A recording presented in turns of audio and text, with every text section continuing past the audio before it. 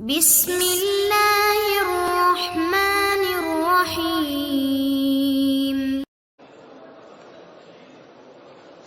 اب میرے بھائی وہ امور جن کی اعتکاف کی حالت میں اجازت ہے، ان کے وہ معاملات، وہ امور اگر اعتکاف کی حالت میں سر انجام دے لیں یا ان کا اعتکاف والا کر لے تو کوئی مسئلہ نہیں ہے۔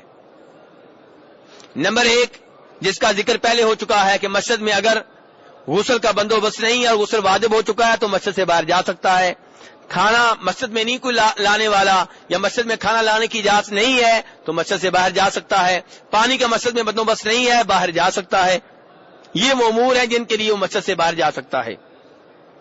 ایسے ہی میرے بھائی اعتکاف کی حالت میں اعتکاف والا وہ سارے امور انجام دے سکتا ہے جو جائز ہیں، جیسے کسی سے گفتگو کرنا۔ ہمارے ہاں کیا ہے کہ لوگ جب اعتکاف بیٹھتے ہیں تو پردہ کر لیتے ہیں، سمجھتے ہیں کہ شاید اعتکاف کی حالت میں گفتگو نہیں کر سکتے۔ میرے بھائی میں مانتا ہوں اعتکاف میں آپ اللہ کی عبادت کے لیے اپنے آپ کو وقف کر چکے ہیں، جتنی کم گفتگو کریں گے اتنا بہتر ہے، لیکن گفتگو کی اجازت ہے، گفتگو کی اجازت ہے۔ جتنا زیادہ اپنے آپ کو گفتگو میں مصروف رکھیں گے اتنا کم آپ کو ثواب ملے گا، لیکن گفتگو کرنی پڑ جائے تو گفتگو کی اجازت ہے۔ اعتکاف کے دوران آپ کی زیارت کے لیے کوئی آ سکتا ہے، آپ سے آ کر مل سکتا ہے، آپ اس سے مل سکتے ہیں، اس کو الوداع کرنے کے لیے مسجد کے دروازے تک آپ جا سکتے ہیں۔ اس کی دلیل وہ حدیث ہے جو بخاری شریف میں آتی ہے اور روایت کرنے والے علی ابن حسین زین العابدین ہیں۔ کون ہے میرے بھائی؟ علی ابن حسین، جناب حسین کے بیٹے علی زین العابدین، وہ روایت کر رہے ہیں۔ کس سے روایت کر رہے ہیں؟ ام المؤمنین صفیہ رضی اللہ عنہا سے، نبی صلی اللہ علیہ وسلم کی بیگم سے روایت کر رہے ہیں۔ کون؟ علی زین العابدین۔ اس سے یہ بھی پتا چلا کہ آل بیت کے اور نبی صلی اللہ علیہ وسلم کی بیگمات کے آپس میں بڑے اچھے تعلقات تھے، اور اسی لیے آپ کی اس بیگم نے، ہماری اس ماں نے یہ حدیث خود بیان کی ہے علی زین العابدین کے سامنے، جو آل بیت سے تعلق رکھتے ہیں، جناب حسین کے بیٹے ہیں۔ وہ کہتے ہیں کہ مجھے حدیث بیان کی ام المؤمنین صفیہ رضی اللہ عنہا نے کہ ہم نبی صلی اللہ علیہ وسلم کی بیگمات آپ کی زیارت کے لیے گئیں جبکہ آپ مسجد میں اعتکاف بیٹھے ہوئے تھے۔ جب ہم واپس جانے لگیں تو آپ نے مجھے کہا تم ٹھہر جاؤ۔ باقی بیگمات واپس چلی گئیں اور جناب صفیہ کو آپ نے ٹھہرا لیا۔ ان سے کچھ دیر آپ گفتگو کرتے رہے، اپنی بیگم سے کچھ دیر آپ گفتگو کرتے رہے، اور اس کے بعد آپ جب وہ جانے لگیں آپ ان کو چھوڑنے کے لیے مسجد کے دروازے تک آئے۔ مسجد کے دروازے پہ آپ اپنی بیگم کے ساتھ کھڑے ہوئے تھے، اندھیرا تھا، رات کی تاریکی تھی۔ دو انصاری صحابی ان کے پاس سے گزرے، انہوں نے سلام کیا، اور جب دیکھا کہ رسول اکرم صلی اللہ علیہ وسلم ایک خاتون کے پاس کھڑے ہیں، انہوں نے اپنی رفتار تیز کر دی، شرما گئے۔ نبی صلی اللہ علیہ وسلم نے انہیں بلا لیا، واپس آئے۔ آپ نے کہا کہ میرے صحابیوں، یہ میری بیگم صفیہ بنت حیی ہے۔ میرے بھائی غور کریں، آج لوگ سمجھتے ہیں کہ پیر صاحب جو مرضی کر لیں، جس مرضی خاتون کی عزت سے کھیل لیں، جس مرضی خاتون کے ساتھ علیحدگی میں بیٹھ جائیں، جس مرضی خاتون کو ہاتھ سے پکڑ لیں، دم کرتے ہوئے جو مرضی کر لیں، ہمارے ہاں سب کچھ جائز سمجھا جاتا ہے، اور جب وہ آخری حد تک پہنچ جائیں پھر کہتے ہیں جی جعلی پیر ہے۔ اس سے پہلے اصلی پیر ہوتا ہے، جب وہ لڑکی بگا کے لے جائے پھر جعلی پیر بنتا ہے، اس سے پہلے ٹھیک رہتا ہے۔ یہ کیا تماشا ہے؟ ام المومنین عائشہ رضی اللہ عنہا فرماتی ہیں نبی صلی اللہ علیہ وسلم نے کبھی بھی کسی غیر خاتون کو ہاتھ نہیں لگایا۔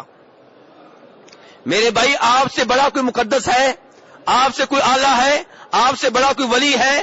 آپ سے بڑا کوئی بزرگ ہے؟ اس سب کے باوجود جناب عائشہ فرماتی ہیں آپ نے کبھی کسی غیر خاتون کے ہاتھ کو نہیں پکڑا، کسی کو ہاتھ نہیں لگایا۔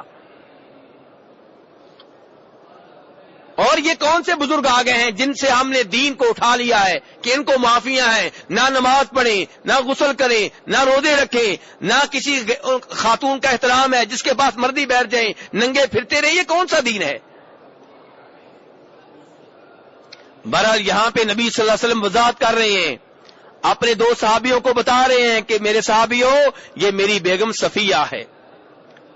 صحابی حیران رہ گئے، پریشان ہو گئے کہ اللہ کے رسول صلی اللہ علیہ وسلم نے یہ وضاحت کیوں کی ہے؟ آپ نے فرمایا میرے صحابیوں، تم نہیں جانتے، بخاری شریف کی حدیث ہے، تم نہیں جانتے کہ شیطان انسان کی رگوں میں انسان کے ساتھ ایسے رہتا ہے، انسان کو گمراہ کرنے کی ایسے مسلسل کوشش کرتا رہتا ہے جیسے خون انسان کی رگوں میں مسلسل دوڑتا رہتا ہے۔ اور فرمایا مجھے خطرہ تھا کہ شیطان تمہارے دلوں میں کوئی چیز ڈال دے گا۔ آپ فرما رہے مجھے خطرہ تھا کہ شیطان تمہارے دلوں میں کوئی چیز ڈال دے گا۔ جب یہ صحابی یہاں سے گزرے تھے تب ان کے دل صاف تھے، گھر میں جاتے شیطان آتا، پتہ نہیں کون سی خاتون تھی، پتہ نہیں کس کے ساتھ ٹھہرے ہوئے تھے، شاید یہ ہوگی شاید وہ ہوگی۔ شیطان ایسے انسان کو گمراہ کرتا ہے۔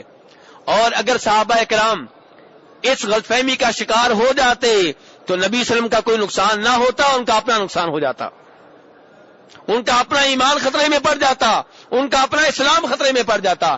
اس لیے آپ نے ان کے ایمان کو بچایا، ان کے اسلام کو بچایا اور بتا دیا کہ میری بیگم صفیہ ہے۔ میرے بھائی اس سے یہ بھی پتا چلا کسی مسلمان کے لیے یہ درست نہیں ہے کہ کسی غیر خاتون کے ساتھ تنہائی میں کھڑا ہو، تنہائی میں باتیں کرے، کسی الگ کمرے میں بیٹھ کے باتیں کرے۔ اور اس میں یہ بھی معلوم ہوا کہ اگر وہ خاتون جس کے ساتھ آپ کھڑے ہیں آپ کی بہن ہے، آپ کی بیٹی ہے، آپ کی وہ محرم عورت ہے تو آپ لوگوں کو بتا دیں تاکہ آپ کے بارے میں کوئی غلط فہمی کا شکار نہ ہو، اپنی صفائی خود پیش کر دیں۔ خصوصاً علماء کرام، ان کو چاہیے اپنے کیریئر کو صاف رکھیں، اپنے آپ کو بے داغ رکھیں، اپنے کردار کو اتنا صاف رکھیں کہ کوئی انگلی نہ اٹھا سکے۔ جب بھی کوئی ایسا معاملہ ہو واضح کر دیں۔ جب کسی وقت نماز نہیں پڑھ سکے، مسجد میں نہیں آ سکے، لوگوں کو بتا دیں کہ آج کیا مسئلہ تھا، کیا مشکل تھی، تاکہ لوگ عالم دین کے بارے میں کسی غلط فہمی کا شکار نہ ہو۔ اور لوگوں کو بھی چاہیے علماء کرام کے بارے میں حسن ظن رکھیں، اچھی سوچ رکھیں۔ چھوٹی سی بات پہ مولویوں کے اوپر حملہ کر دینا، علماء دین کے بارے میں باتیں پھیلانا، ان کے بارے میں نفرت پھیلانا، لوگوں کو متنفر کرنا، یہ لوگوں کو دین سے دور کرنے کے مترادف ہے۔ اس کا نقصان کیا ہوگا؟ اس کا نقصان آپ کو ہوگا۔ آپ کی اولاد مولوی صاحب کی بات نہیں سنیں گی، ان سے قرآن پاک نہیں پڑھے گی، ان سے حدیث نہیں سنیں گی، پھر آپ کی اولاد خراب ہوگی اور اس کے ذمہ دار کون ہوں گے؟ خود آپ ہوں گے۔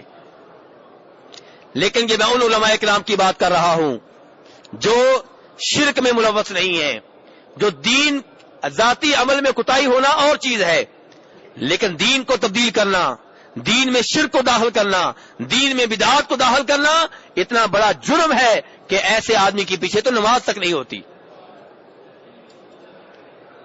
تو بہرحال میرے بھائی، اس حدیث میں اعتکاف کا مسئلہ کیا تھا؟ اعتکاف کا مسئلہ یہ تھا کہ نبی صلی اللہ علیہ وسلم سے جناب صفیہ ملنے کے لیے آئیں، آپ کی دیگر بیگمات بھی ملنے کے لیے آئیں، آپ کی زیارت کے لیے آئیں اور آپ سے گفتگو کرتی رہیں، مسجد کے دروازے تک آپ ان کو چھوڑنے کے لیے آئے۔ معلوم یہ ہوا کہ اعتکاف کی حالت میں یہ کام جائز ہے۔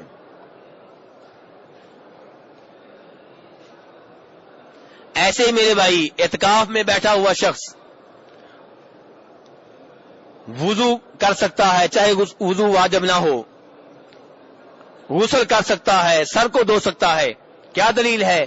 بخاری شریف کی وہ حدیث جس میں ام المؤمنین عائشہ رضی اللہ عنہا فرماتی ہیں کہ نبی صلی اللہ علیہ وسلم اعتکاف کی حالت میں اپنا سر میرے حجرے میں داخل کرتے کسی سوراخ سے، اور میں آپ کے سر کو دھو دیتی اور کنگھی کر دیتی۔ میرے بھائی، کیا سر دھونا کسی وقت واجب ہوتا ہے؟ کوئی واجب نہیں ہوتا۔ تو اس کا مطلب یہ ہے کہ سر دھونا واجب نہیں تھا، پھر بھی آپ نے سر دھلوایا۔ اور کنگھی کرنا کون سی ضروری ہے؟ آپ نے کنگھی بھی کروائی۔ اور آج کیا ہوتا ہے جناب؟ اعتکاف بیٹھے ہوئے پوری دنیا کو پتا چل رہا ہے جناب، پردہ کیا ہوا ہے اور کپڑوں سے بدبو آ رہی ہے، میل لگی ہوئی ہے، جتنے زیادہ میلے کپڑے ہوتے ہیں اتنے زیادہ سمجھتے ہیں کہ ہم عبادت کر رہے ہیں۔ یہ کون سی عبادت ہے؟ نبی صلی اللہ علیہ وسلم سے زیادہ عبادت گزار کوئی نہیں تھا، اور آپ سے بڑھ کے کوئی صاف ستھرا نہیں تھا۔ آپ سے خوشبوئیں آیا کرتی تھی، بدبوری آیا کرتی تھی۔ آپ کے ہاں صفائی کا اتنا اہتمام تھا کہ بار بار مسواک کیا کرتے تھے۔ تو میرے بھائی، اور خوشبو آپ استعمال کیا کرتے تھے۔ اس لیے میرے بھائی، اپنے آپ سے بدبو نہ آنے دیں۔ یہ کون سی عبادت ہے کہ آپ سے بدبو آ رہی ہو اور سمجھتے ہیں کہ جتنی زیادہ بدبو آئے گی اتنا زیادہ بڑا ولی ہے، اتنا زیادہ بزرگ ہے؟ یہ کون سا دین ہے میرے بھائیو؟ ہمارے لیے نمونہ کون ہے؟ نبی صلی اللہ علیہ وسلم، سب سے زیادہ ستھرے انسان، خوشبو والے، خوشبو استعمال کرنے والے۔ ویسے تو آپ کا پسینہ بھی خوشبو تھا، لیکن آپ خوشبو استعمال بھی کیا کرتے تھے اور کہا کرتے تھے مجھے خوشبو بہت پسند ہے۔ تو بہرحال میرے بھائی، اعتکاف کی حالت میں اگر مسجد کے اندر بندوبست ہے تو آپ وہ غسل کر سکتے ہیں جو واجب نہیں ہے، آپ وہ وضو کر سکتے ہیں جو واجب نہیں ہے اگر مسجد کے اندر یہ بندوبست ہے۔ اگر مسجد کے اندر بندوبست نہیں ہے، باہر غسل کے لیے جانا پڑے گا، تب آپ وہ غسل کریں گے جو واجب ہوگا، جو واجب نہیں ہے وہ آپ نہیں کریں گے۔ تو میرے بھائی، اعتکاف کی حالت میں اعتکاف بیٹھنے والا کسی مریض کی عیادت نہ کرے۔ اعتکاف کی حالت میں آپ کسی مریض کی عیادت کے لیے نہیں جا سکتے۔ مسجد سے اٹھ کر باہر کسی گھر جائیں، کسی کی بیمار پرسی کریں، اس بات کی گنجائش نہیں ہے۔ ہاں، اس بات کی اجازت ہے کہ آپ قضاء حاجت کے لیے گئے ہوئے ہیں، آپ واجب غسل کے لیے باہر گئے ہوئے ہیں، کھانے کا بندوبست مسجد میں نہیں ہو سکا، آپ کھانے کے لیے گئے ہوئے ہیں، راستے میں آپ کو مریض مل گیا تو چلتے چلتے آپ اس کا حال پوچھ سکتے ہیں، لیکن اسپیشلی بیمار پرسی کے لیے آپ نہیں جا سکتے۔ اگر کوئی صاحب یہ کہیں جی ہمارے والد صاحب سخت بیمار ہیں، اعتکاف کی حالت میں خبر ملی ہے تو کیا کریں؟ میرے بھائی، صبر کریں، نہیں تو آپ اعتکاف چھوڑ دیں، والد صاحب کی آپ عیادت کریں، کوئی بات نہیں۔ اعتکاف بیٹھنا واجب نہیں ہے، اور نہ ہی یہ بات درست ہے کہ اعتکاف بیٹھ گیا تو اب واجب ہو گیا، کوئی ایسی بات نہیں ہے۔ ٹھیک ہے میرے بھائی، اعتکاف نفلی عبادت ہے۔ اگر اتنا ضروری کام آپ کو پڑ گیا ہے، آپ اپنے والد صاحب کی خدمت کرنا چاہتے ہیں، والدہ کی خدمت کرنا چاہتے ہیں، یا وہ فوت ہو گئے ہیں، آپ جنازے میں شریک ہونا آپ کا ضروری ہے، تو کوئی بات نہیں، آپ اعتکاف سے باہر آ جائیں۔ اعتکاف ایک سنت ہے، ایک نفل ہے، یہ کوئی واجب نہیں ہے، تو اس لیے آپ اعتکاف سے باہر آ سکتے ہیں۔ لیکن اگر آپ اعتکاف میں بیٹھے ہوئے ہیں تو پھر آپ کو اس بات کی اجازت نہیں ہے کسی بیمار کو پوچھنے کے لیے جائیں یا کسی جنازے میں شریک ہونے کے لیے جائیں، اور اگر جنازہ اسی مسجد میں ہو رہا ہو تب شریک ہو سکتے ہیں۔ لیکن اگر میدان میں ہو رہا ہے تو آپ مسجد سے اس لیے نہیں نکل سکتے کہ میں جنازہ پڑھنے کے لیے جا رہا ہوں، چاہے جنازہ پڑھنا عبادت ہے، لیکن آپ اعتکاف کی حالت میں ہیں تو آپ اعتکاف میں رہیں۔ یہ اس حدیث میں آیا ہے جو جناب عائشہ روایت کرتی ہیں، ابو داؤد شریف میں موجود ہے، اور خود جناب عائشہ کے بارے میں بھی یہی آتا ہے کہ جب وہ جاتی تھی اعتکاف کی حالت میں مسجد سے نکلتی تھی تو وہ اپنے گھر جاتی تو راستے میں اگر کوئی بیمار مل جاتا تو اس سے حال پوچھ لیتی، اسپیشلی کسی کا حال پوچھنے کے لیے وہ نہیں جایا کرتی تھی۔ اعتکاف کی حالت میں میرے بھائی آپ جنازہ نہیں ادا کر سکتے، کسی کی عیادت کے لیے نہیں جا سکتے، اور کسی اہم ضرورت کے بغیر آپ اعتکاف سے باہر نہیں نکل سکتے۔ اب آخری بات یہ ہے کہ اعتکاف کے آداب کیا ہیں۔ اعتکاف کے آداب میں یہ ہے میرے بھائی کہ آپ جس مقصد کے لیے اعتکاف بیٹھے ہیں اس کے اوپر توجہ رکھیں۔ یہ ٹھیک ہے، میں نے آپ کو بتا دیا کہ اعتکاف کی حالت میں آپ بات کر سکتے ہیں، موبائل بھی استعمال کر سکتے ہیں، لیکن اعتکاف کا مقصد کیا ہے؟ اپنے آپ کو اللہ کی عبادت کے لیے وقف کر دینا۔ جتنی کم گفتگو کریں گے اتنا بہتر ہے، جتنا کم موبائل استعمال کریں گے اتنا بہتر ہے۔ اگر آپ اعتکاف بند کر دیں اور موبائل بند کر دیں تو اور اچھی بات ہے، لیکن میرے مسئلے بیان کرنے کا مقصد یہ تھا کہ اگر ساتھ والا موبائل استعمال کر رہا ہے آپ اسے روک نہیں سکتے، آپ اسے نصیحت کر سکتے ہیں، بھئی اتنی زیادہ آپ باتیں کر رہے ہیں تو اعتکاف کا فائدہ کیا ہوا، سمجھا سکتے ہیں، نصیحت کر سکتے ہیں، لیکن آپ اس کو مجرم سمجھیں یا گنہگار سمجھیں تو یہ آپ کی اپنی غلطی ہے کہ آپ کے پاس اتنا علم نہیں ہے کہ آپ اس کے گنہگار سمجھ رہے ہیں جبکہ وہ گناہ نہیں کر رہا۔ ورنہ حقیقت یہی ہے کہ اعتکاف کی حالت میں آپ زیادہ سے زیادہ تلاوت کریں، اللہ کا ذکر کریں، دعا میں مصروف رہیں، نوافل ادا کریں، تراویح آپ پڑھیں، تو میرے بھائی قرآن کا ترجمہ و تفسیر پڑھیں، دینی کتابیں آپ پڑھیں، یہ وہ امور ہیں جن میں آپ اپنے آپ کو مصروف رکھیں۔ جتنی کم گفتگو کریں گے اتنا بہتر ہے۔ اعتکاف کا مطلب یہ نہیں ہے کہ آپ اپنی اعتکاف گاہ میں محفل لگا لیں، کبھی یہ دوست آ رہا ہے، کبھی وہ آ رہا ہے، کبھی یہ رشتہ دار، کبھی وہ رشتہ دار، محفل لگی ہوئی ہے، یہ تو بیٹھک ہو گئی گھر کی۔ نہیں میرے بھائی، یہ اعتکاف گاہ ہے، لیکن اس میں کوئی شک و شبہ نہیں ہے۔ اس کے باوجود نصیحت یہی ہے کہ آپ اعتکاف کا خیال رکھیں، لیکن اجازت پھر بھی ہے اگر آپ کی زیارت کے لیے کوئی آئے تو آپ اس سے بات کر سکتے ہیں، اپنی بیگم سے بات کر سکتے ہیں، اپنے بچوں سے بات کر سکتے ہیں، دوستوں سے بات کر سکتے ہیں۔ اللہ تبارک و تعالی ہمیں اس عبادت میں بھی حصہ لینے کی توفیق عنایت فرمائے، اور خصوصاً مسجد نبوی میں، مسجد حرام میں لوگ تو اعتکاف عام مسجدوں میں بیٹھتے ہیں، میرے بھائی اللہ نے آپ کے اوپر فضل کیا ہے کہ آپ مسجد نبوی میں آئے ہوئے ہیں، مسجد حرام میں آئے ہوئے ہیں، اگر آپ کا ویزا آپ کو اجازت دیتا ہے تو اس ثواب سے محروم نہ رہیں اور یہاں اعتکاف بیٹھنے کی کوشش کریں۔ اللہ تبارک و تعالیٰ آپ کا اعتکاف قبول فرمائے۔ وآخر دعوانا ان الحمدللہ رب العالمین۔ جی ہاں بھائی کہتے ہیں یہ آپ لکھ کے دے دیتے ویسے کہ اعتکاف ختم کرنے کے بارے میں نہیں بتایا، تو وہ میں نے بتایا تھا کہ جب عید کا چاند نظر آ جائے تو آپ اعتکاف سے باہر نکل سکتے ہیں۔ اب مسئلہ یہ ہے کہ کتنے ہار پہننا جائز ہے اعتکاف سے نکلنے کے بعد؟ ہاں جی، ایسے ہی جب عمرہ کر کے آپ لاہور ایئرپورٹ پہ اتریں گے، کراچی ایئرپورٹ پہ اتریں گے، بمبئی ایئرپورٹ پہ، دلی ایئرپورٹ پہ، کتنے ہار آپ کو پہننے چاہیے؟ میرے بھائی ہار وہ پہنے جس کو اللہ تبارک و تعالیٰ کی طرف سے گارنٹی مل چکی ہو کہ تمہارا عمرہ قبول ہو چکا ہے، جس کو یہ گارنٹی مل چکی ہو کہ تمہارا اعتکاف قبول ہو چکا ہے۔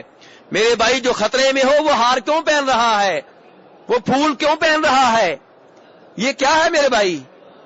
صحابہ کرام کے بارے میں تو یہ آتا ہے والذین یؤتون ما آتوا وقلوبهم وجلۃ انہم الی ربہم راجعون، فرمایا کہ وہ لوگ جو اللہ کی راہ میں دیتے ہیں، جو بھی دیتے ہیں، دے رہے ہوتے ہیں، دل کانپ رہے ہوتے ہیں۔ ام المومنین عائشہ رضی اللہ عنہا نے پوچھا اللہ کے رسول یہ کون لوگ ہیں جو اللہ کی راہ میں دیتے ہیں پھر بھی ڈرتے ہیں، دیتے ہیں پھر بھی دل کانپ رہے ہوتے ہیں؟ کیا یہ چور ہیں؟ کیا یہ ڈاکو ہیں؟ کیا یہ بدکار ہیں؟ فرمایا نہیں صدیق کی بیٹی، نہ یہ چور ہیں، نہ یہ ڈاکو ہیں، نہ یہ بدکار ہیں، لیکن مسئلہ یہ ہے کہ وہ اللہ کی راہ میں دے کے پریشان یہ ہوتے ہیں کہ پتہ نہیں اس شہنشاہ نے قبول کیا ہے کہ نہیں کیا۔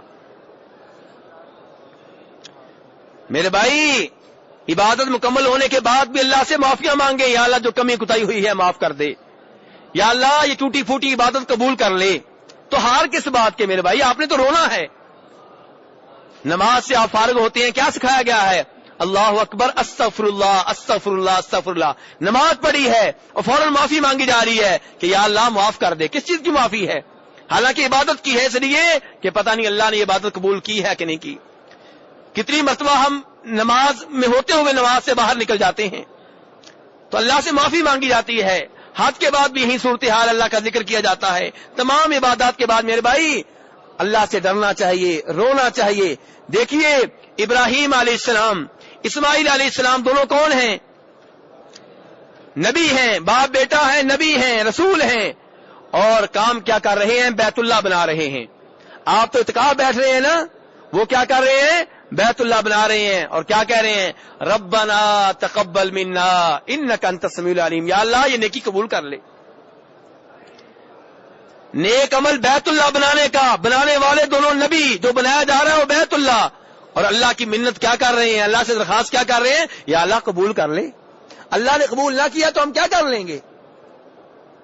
اس لیے میرے بھائی اعتکاف سے اٹھنے کے بعد ہار پہننے کا کوئی مطلب نہیں ہے، یہ جو اتنا استقبال ہوتا ہے اس کا کوئی مطلب نہیں ہے، یہ جو عمرے کے بعد یہ سب کچھ ہوتا ہے اس کا کوئی مطلب نہیں ہے۔ میرے بھائی اللہ سے ڈرنا چاہیے، اللہ سے معافی مانگنی چاہیے، اللہ سے درخواست کرنی چاہیے، یا اللہ ٹوٹی پھوٹی عبادت قبول فرما لے۔